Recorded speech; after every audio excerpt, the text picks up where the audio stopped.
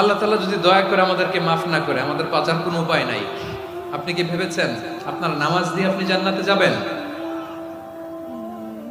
আপনি তাহাজ্জুদ গুজার, সেজদা দিতে দিতে কপালে দাগ ফেলেছেন, এটা আপনারা জান্নাতে নেবে না?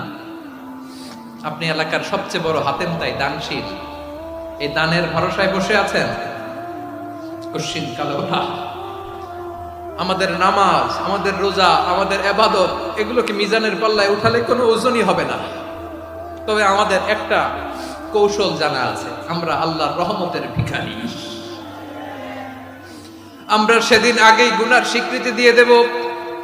আমরা বলবো, আল্লাহ তুমি প্রশ্ন করার আগে তোমার একটা কথা বলি, আমারে কিছু জিজ্ঞেস করো না, আমি সব করেছি। এমন কোন পাপ নাই যে পাপ আমারে দিয়ে হয় নাই। তোমার রহমত দিয়ে তুমি জান্নাতে পাঠাবা, তোমার দয়ায় জান্নাতে যেতে চাই, আমল দিয়ে না। পারবেন বলতে?